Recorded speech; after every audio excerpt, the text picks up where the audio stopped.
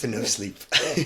And also, thanks for waiting until we started recording to open your can. Oh, We're darn. professionals. We are guru. It's the choice of a new generation. I've never heard of that before. I used to get them when we worked at the fucking restaurant all the time. Are we allowed to curse on these things? It's ours, so I say. So yeah. Heck yeah. Heck yeah. Say whatever we want. We'll say whatever the heck we want. This one time we stayed up past midnight. This is the Remember the Times podcast. I'm Mitch, sitting with AJ. Welcome back. We are up to episode 9, not including the bonus episode. My voice is shattered. Yeah, we both lost our voices too, so we're sorry. Because we are, how you say, old and busted. Old and so busted. We are currently, or we left you off in at the end of our sophomore year. We just became SBNC. Mitch became the lead singer. Our good buddy Sean Grant has now played bass, and we've been jamming. This is summer 2003. It was a promotion, but same pay, more responsibility. Yeah, pretty much. I think it worked out though. But yeah, so this summer we started off with a real banger. Our guitar player, ex-singer, had a birthday, and we played his birthday party. James's birthday bash. This is the James's birthday bash episode? I mean, yeah. I would have been more hammered if I knew that this was coming. I wonder if this will line up to come out when it actually is his birthday. Yeah. We, how old must he have been? 17? 16? His 16th birthday, maybe we played or something? 2003? Yeah. Yeah, that sounds right. Something like that. I'm not going to math. So we, for all of you South Bay locals, you will know what the Badminton Club is. If you are not from the South Bay, the Badminton Club is just that. It's a private club for old people to play badminton at. It's been there since the 50s, I would say. It looks like it, right? If it sounds like the whitest thing you've ever heard of, it absolutely is. It's polo shirts, little shorts, no socks in your shoes. Yeah. The Badminton Club. Sound is working right. Yeah, it is. Yeah, so I guess James's mom begged all of the old badminton players to let us have a birthday party and play. It's called punk rock. You guys wouldn't understand it. From my recollection, we went to the beach all day, so we were pretty much all played in our board shorts. Also, I repeat my previous statement. It's punk rock, bro. Yeah, we're super punk rock. This was our first full show with you on vocals. I don't remember if it was good or bad. I think it was great. I think it was very, very good. We did. We used the PA that we used for practice, which couldn't really, like, you couldn't hear us really. No, it was, they were so it was terrible. It was one of those little suitcase numbers, right? Where the exactly. speakers clip into the sides. The Fender ones, yeah. I think it was like four inputs. Yeah, and I do remember if you turned one of them up, it turned the other ones down, or there was some weird little finagling that we had to do with it to make it work. Oh, that was really frustrating. And we never took the time to actually learn it because we just turned everything up and then just hoped for the best. And it sounds great, right? Yeah. That's how it works. And did any other bands play? Do you think Third Party played? That sounds like something we would have asked Third Party to play. I can't remember if they did or not, or if maybe a couple of them were there, so they came up and played a few songs. I wish everybody could hear Third Party. They were some fantastic punk rock. They were better than us.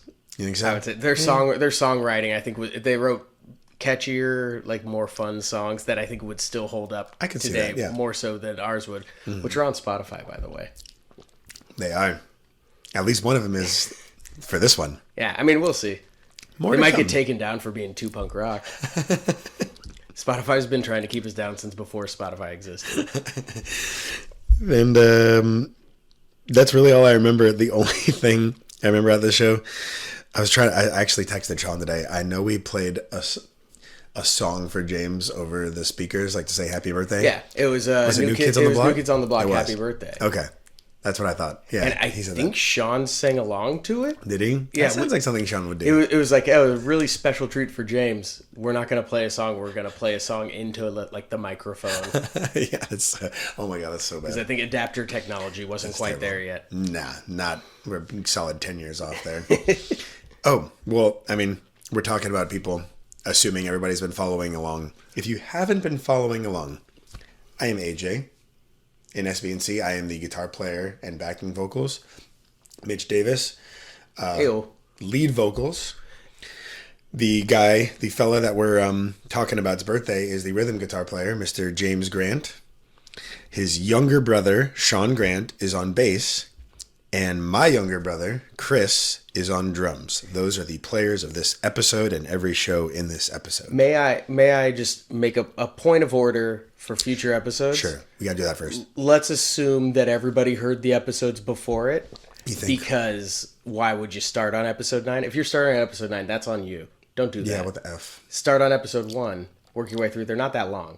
Yeah, they're like 30 minutes at most. I think we should reward the people who listen to us, who have been emailing me constantly, who keep saying how good the show is.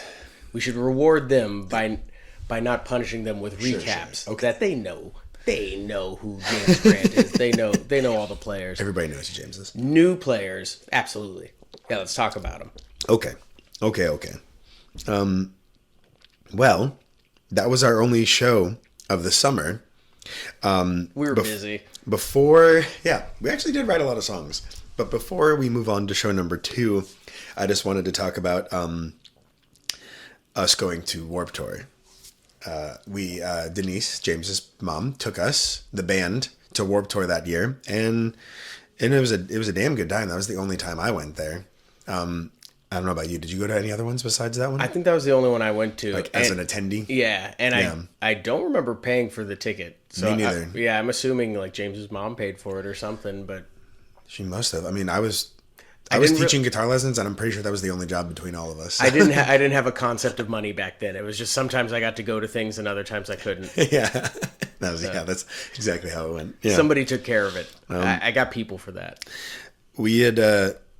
This was my first time. I think we went and saw Pennywise and Rancid, but everybody but James. We really went just to see Avenged Sevenfold because we had like just started like not leaving punk rock behind, but we were like, that was pretty sick. Yeah, like, this is starting to dip our toe. Yeah. into the pool of liquid metal. That first Sounding the Seventh Trumpet Avenged Sevenfold album was in. It's I still love it. Love it. In fact, there it is. Oh, yeah, a vinyl. Yeah, for those of you listening, I gestured at a thing. As did I. Mitch has Sounding the Seventh Trumpet on vinyl. And I bought it recently for a bunch of money. Yeah. This it's kind of it's insane how big they are now, but they used to play at our teen center, and we saw them on a very small stage at Warped Tour, playing to like 200 people. Yeah. This was like their last run before Waking the Fallen came out. So like I remember they handed out a sampler of like it's like 4 songs or something. Chapter 4 and Eternal Rest. That was it. So we got that. But that was an amazing set. That sounded so good. We were in the pit the whole time. If you look up the videos, actually Second Heartbeat's on the Warped Tour 2003 DVD, but you can see me and Chris and Sean crowd surfing. In that song, I was more of a pop in, pop out kind of pit guy, so the odds of me getting caught on film are actually very, very I low. found you. Oh. If you look up, what's that? What's the clouds swallow the moon, and I'm alone. Yeah. Anyways, I found you and your mullet getting rowdy in the pit there. I did have a mullet then, didn't I? Perfect. You're just kind of not knowing what I'm doing, just punching the air in front of me. Yeah, pretty much. That's damn, I was cool. Yeah, that was a dang good day. Yeah, that was really fun. Do you remember? Oh, so sad. We all waited in line to go get pizza. I do remember this. Some fucking guy. As soon as I turned around, all of a sudden, this guy just grabs my pizza and literally skips off with it while eating it. But what a prick. We're just like a couple 16-year-olds, like, yeah, fucking steal their pizza. Yeah, like, man, So I didn't eat that day. Just some dickhead. That's so funny imagining it like as a 30-something-year-old. Like, I know. Like, oh, I'm going to steal that fucking kid's pizza. I'm not What's even... he going to do? Yeah. I'm not exaggerating. He grabbed it out of my hand while skipping and just skipped away, and I just saw him eating it while skipping. Like, well, that's gone. Well, fuck you, sir. That was my meal. That was my meal. Other than that, it was a great day seeing Sevenfold and stuff. But that was fun, yeah. Yeah, I remember that entire day very well, and I don't remember many things, but I remember seeing Avenged Sevenfold. I remember seeing all the other bands, like I saw seeing Rancid play and stuff. That was fucking awesome. It's pretty freaking cool. Do you remember they had weed candy for sale there? No. Yeah, I bought some. Because you were such a hardcore pothead? I mean, yeah, obviously. A reefer addict? But I was confused. So, like, when I bought it, I was like, so there's weed in it, right? And he was just like, I can neither affirm or deny that. And I think it just tasted like weed, which... Yeah, pretty sure it didn't have any weed in it. Super gross. Like, for those of you who love the taste of weed without the buzz. If you just like eating your weed, candy is for you. Yeah. That was strange, but I bought some. I had to do that once. I was selling like a little bit of weed in high school, which I'm now admitting on a podcast, but whatever. There you go. You can just say, I may have been. I was an entrepreneur before my time, because now it would have been totally fine. I would have been seen as an innovator.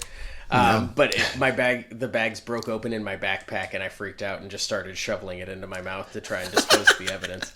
So Super Troopers of you. I didn't say that I was a good weed dealer. The snozberries taste like snozberries. I think that was probably the end of it too, because I was like, I don't have that anymore. I can't sell it or pay you for it. Like, all right, that's the last time I'm gonna front you anyway. Getting beat up for it. Oh man. So that was our summer leading into our junior year of high school. We started off junior year with a banger. We're back at the Viper Room. Our old stomping grounds. A whole year later. So last time we played there, it was super sold out. October 2002. Fast forward to September 2003. If memory serves me correctly, there was very little people there. So I think that I got the last one mixed up with this one when we discussed it on the earlier episode, because this was the one where I thought, it's going to be super sick, is I'm going to wear like this badass leather vest. You wore only a leather vest. Yeah, like no shirt under it. Yeah. And I was like, who would do this? Glenn Danzig would do this. I mean, he would and does. You know who looks exactly like Glenn Danzig? This 16-year-old boy who's skipping football practice. You actually we spent the whole day prior to that. One of our friends' moms dyed your hair black. I remember that morning. And then for some reason you just put the vest on. It was at her. I don't even think it was yours. I think it was hers. No, it was floating around. Somebody made a joke about like, oh, you should wear this, and I was like, I'm fucking gonna wear this. I look so good in this. Set. The pasty high school me with like a jet black vest on, just perfect contrast. Yeah, great for photos. Might as well have been a black and white cookie.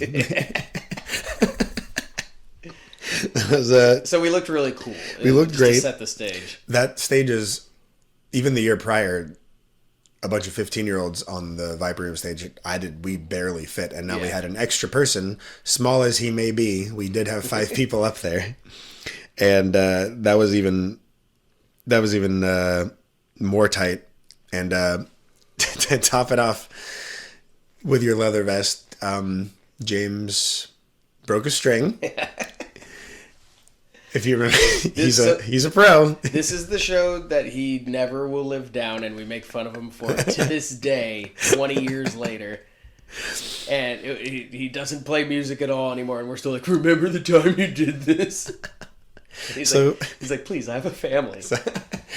So, if you're not a guitar player, sometimes, like when you break a string, it's not like just a quick, like a snap. Sometimes, like strings are like really tightly wound together. So if you pull on it, it just keeps going and getting longer and longer, like a cartoon. Unspools. Yeah, like a cartoon. And my dad filmed the show, as he always did back in the day.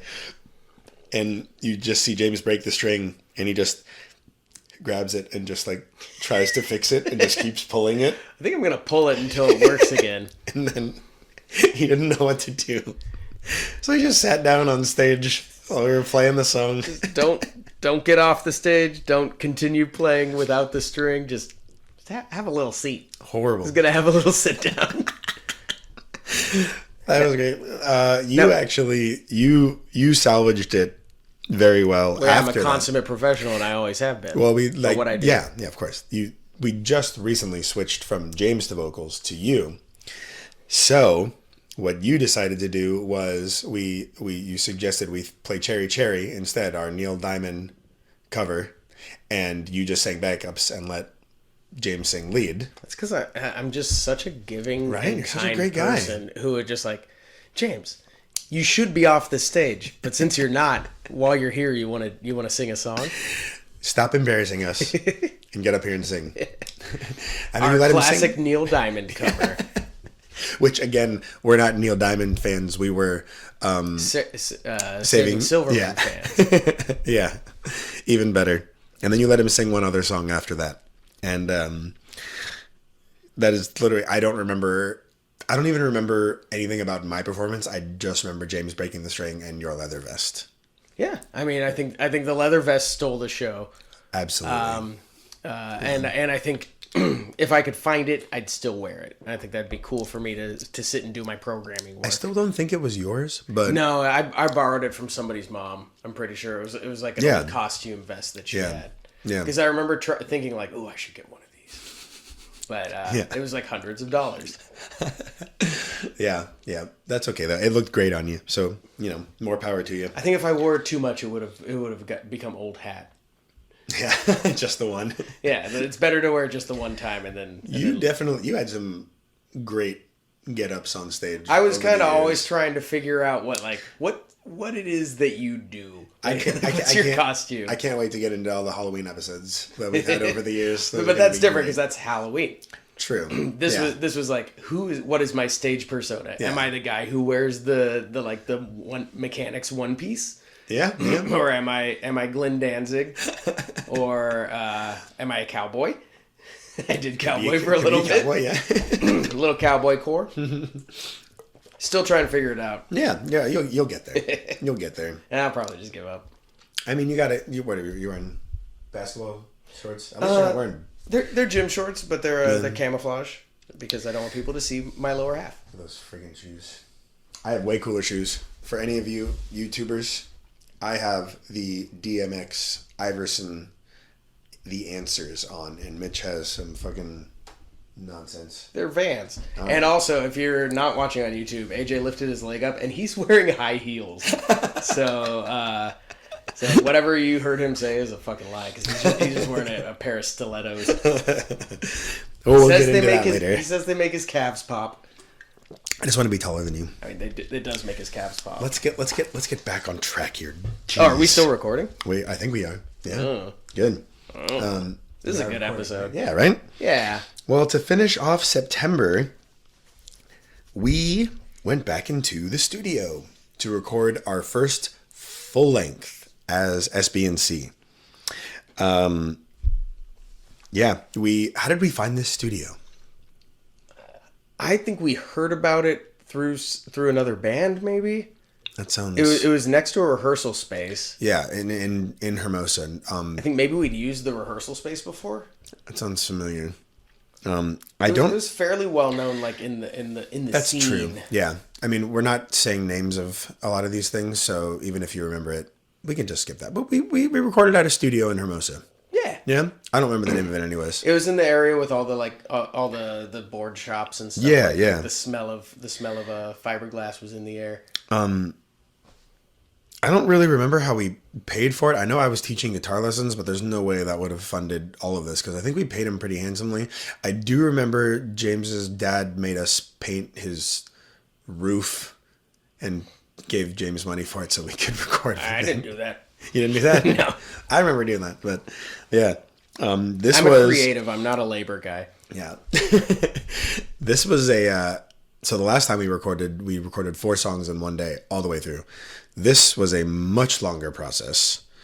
And that guy was a kook. Well, he was old school, and I remember he insisted we record analog. but only for half of it. Yeah. Like then we dumped it onto Pro Tools. Was like just beginning, I think. Like, we got these new computers, man, and they're like, you can split up into tracks. Yeah.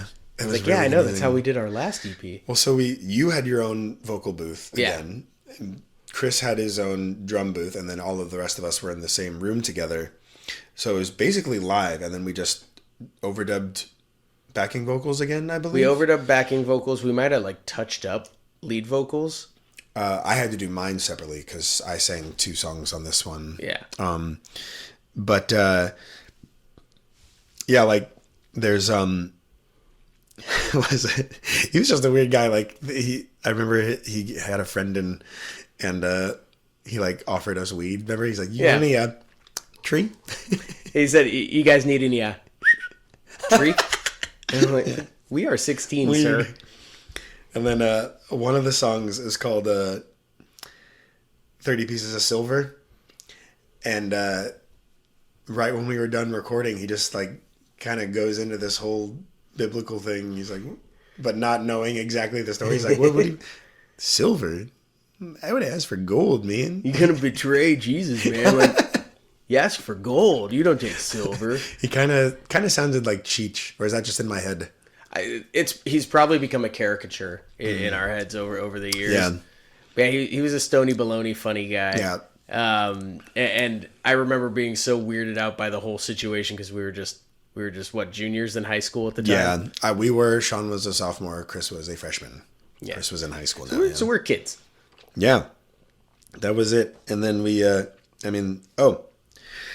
speaking of which, you can now hear this album on Spotify and Apple Music as well.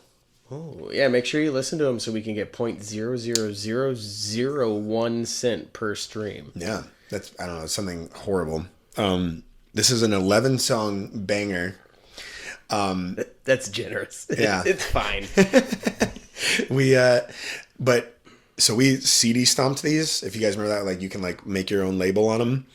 But because my dad was so upset about us cursing on the last one, you made like clean parent edits and you left off the 2 songs that had we're like, hey, look, swearing here's our album. It's 8 tracks of just great music. Yeah. And they're like, okay, now we're in the clear. Yeah. But this was a really fun one. Like we brought all of our friends in to sing the backup vocals and stuff. I think I had a lot more solos, which now listening back I cringe at. But at the time I thought I was really taking it up a notch. And you were definitely taking up more space. That I was. Yeah. All right, here's time for our third solo break of this song. And then oh yeah, this was like, so just to touch on the Sevenfold thing, Chris had learned how to scream that summer. Mm. I remember that night very well because he didn't stop doing it the whole night. That sounds so fun. Yeah. He's like, oh. It was the night. It was the night we may or may not have dug a giant hole at the beach and put a pole in the ground for no reason. Smart, hedging your bets. Yeah. You know, a statute of limitations is way beyond. You just say you did it. I'm not going to elaborate on that story, but it's a good one. Yeah. Just a series of weird pranks we used to do. Yeah. So just like in the middle of this like extremely punk rock song that had no business doing it, we thought it would be a good idea to have Chris scream on it for no reason. Because he can now. Because he could do it. And so he should do it. I remember James was avidly against that, and we were like, no, it's cool. And it is cool, but it's like not there. I'm going to go on record and say James was right. James was actually right. I won't say that a lot, James, but you were right here. Yeah, I think this might be the last time. Yeah. Actually, on that song, 30 Pieces of Silver, it's like a really, really fast one. If you listen, at the end of it, you hear Chris go like, he hurt him so bad. We probably had to do it like 5 takes in a row. I don't really remember anything else about that recording necessarily. Do you? Not really. Like you hit all the major points. I do remember. I think it was "Who Needs Maturity." we didn't really have an ending. We just kind of like would fuck around and end it. Yeah, yeah. And then we ended it, and Dennis hops on the overhead speaker. He goes, "So you just want to like keep the scrambled eggs ending, or?" And we were like, "I guess it is kind of a scrambled eggs ending." We never knew when to end it. Yeah, well. But that one was fun because we got to bring all our friends in to do all the backup vocals. Oh my god! And we'd have everybody stand around one microphone and like do all the chants. And then I think it was Who Needs Maturity. Also, we had like a banter, like we wanted to have like the sound of people talking, so we just had people make shit up on the spot. Super gutter mouth. Yeah. And our buddy Mike went, and I said, "That's not a student, that's a teacher."